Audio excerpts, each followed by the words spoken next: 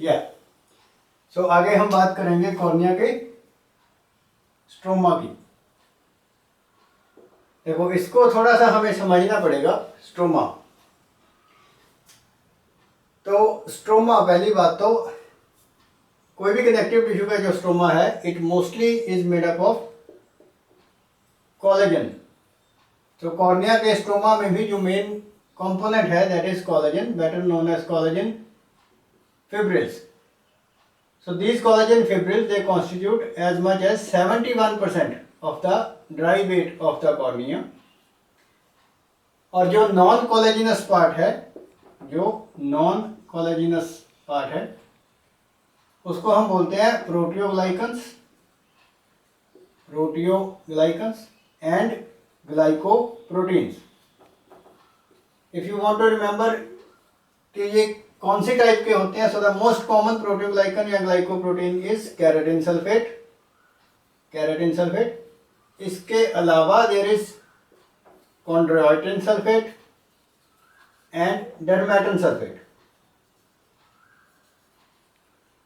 So with regards to stroma, so you have to remember कि जो main composition है stroma की that is the collagen fibrils and there is a non कोलेजिनस part. These collagen fibrils they are mostly of type 1 and type 5. Most common है type 5. So these are the type of collagen fibrils. अब cornea के stroma का जो ये collagen है it has some very important and unique features. वो unique features क्या हैं कि because ये जो कॉर्निया का स्ट्रोमा है इसका मेन या प्राइम फंक्शन क्या है कि it has to maintain the corneal transparency. So that जो लाइट रेज हैं वो बड़ी आराम से इजीली पास कर सकें। सो देयरफॉर ये ट्रांसपेरेंसी मेंटेन रखने के लिए ये कोलेजन जो फिब्रिल्स हैं वो एक तो lamellae, so they are arranged in lamellae या बंडल्स, और ये सारे जो लैमेली हैं they have a uniform diameter of the fibrils. So fibrils का जो डायामीटर है दैट इज यूनिफॉर्म। ये सारे जो लैमेली हैं दे run parallel to one another, parallel हैं, they are of uniform diameter, they are regularly arranged, और ये सारे आपस में जो डिस्टेंस है, जो स्पेसिंग है दैट इज ऑल्सो यूनिफॉर्म, और ये आपस में ब्रांच नहीं करते, दे आर अनब्रांच्ड। तो ये सारे फैक्टर्स इंपॉर्टेंट हैं in order to maintain the transparency of the cornea. अगर ये फाइबर ये पैरामीटर में नहीं होंगे तो naturally this will compromise the transparency of the cornea. So diagrammatically हम इसको बना सकते हैं कि these are the stromal collagen fibrils या लैमेली, न्यूक्लियस इसमें नहीं बनेगा। So these are the stromal lamellae which are arranged in parallel manner, they are of uniform diameter, regularly arranged, unbranch. इतना हमने याद रखना है। इन फिब्रिल्स के बीच में, इन लैमेली के बीच में सेल्स होते हैं जो मेन स्ट्रोमा के सेल्स हैं, they are known as keratocytes. तो ऐसे आप सेल्स बना सकते हो कि there are cells in between this lamellae, और इन सेल्स को बोलते हैं हम केरेटोसाइट्स। सो यही सेल्स हैं जिनसे ये कोलेजन फिब्रिल सिंथेसाइज होते हैं। सो बेसिकली ये जो केरेटोसाइट्स हैं they are a type of fibroblast, ये कोलेजन फिब्रिल्स बनाते हैं। सो प्लीज रिमेंबर कि स्ट्रोमा जो है कॉर्निया का उसकी मेन कॉम्पोजिशन है collagen fibrils type 1 and type 5। Fibrils जो है उनके बारे में these are the unique features कि they are arranged in lamellae, parallel to one another, uniform diameter, regularly arranged, uniform spacing and they are unbranched. So ये सारे function जो है कॉर्निया की ट्रांसपेरेंसी के लिए इंपॉर्टेंट है। That is why nature has given this arrangement to these corneal collagen fibrils. बस उसके बाद तो now we are left with Descemet's membrane और एंडोथेलियम। स्ट्रोमा के बारे में और कुछ हमने याद रखना है नहीं, आई थिंक दैट्स इट। तो डेसिमस मेम्ब्रेन के बारे में यू रिमेंबर कि ये जो डेसिमस मेम्ब्रेन है दिस इज सिंथेसाइज्ड या formed by the endothelial cells. Endothelial cells ही डेसिमस मेम्ब्रेन बनाते हैं,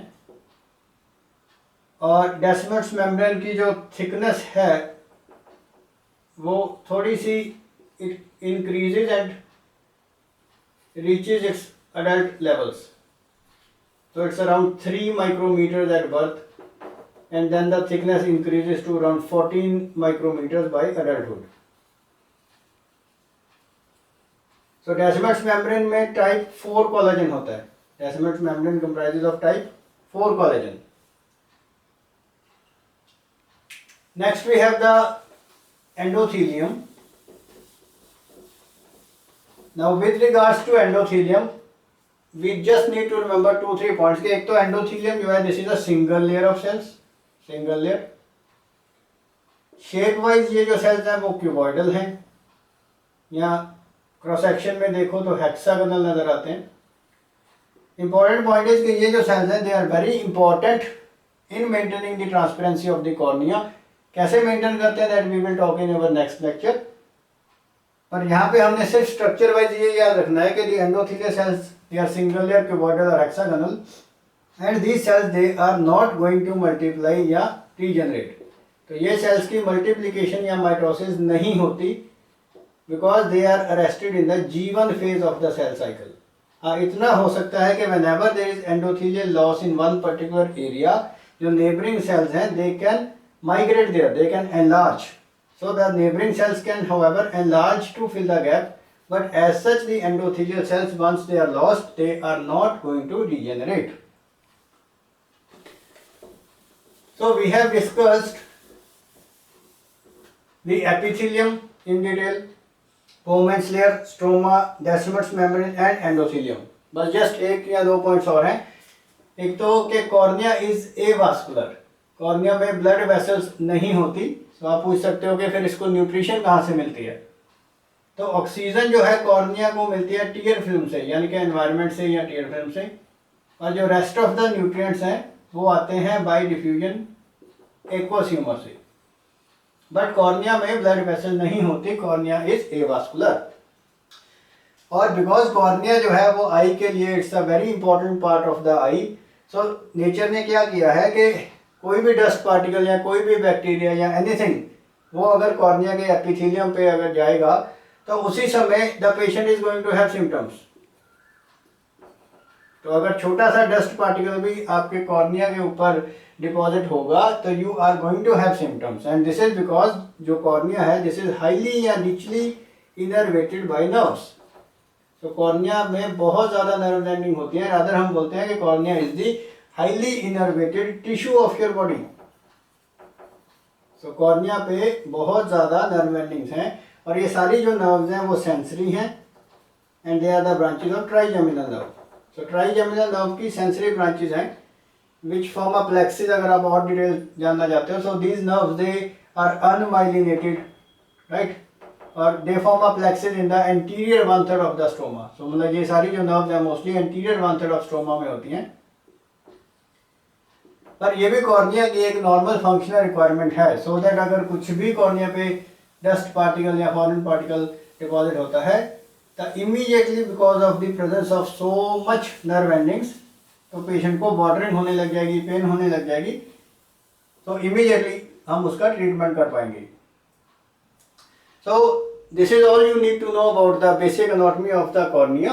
तो gradually we will try to understand in our subsequent lectures कि ये सारे जो structures हैं ये कॉर्निया के फंक्शन में, फिजियोलॉजी में कैसे अपना रोल प्ले करते हैं. So what is the role of epithelium, stroma, endothelium in maintaining the corneal transparency, that we will be discussing in the next lecture.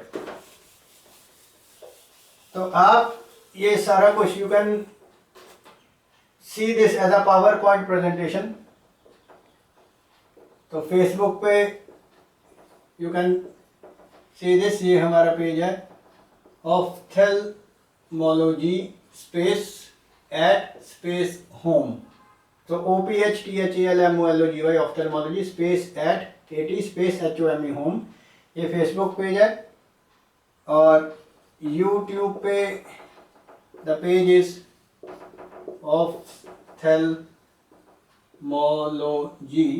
Space at home, इकट्ठा है at home.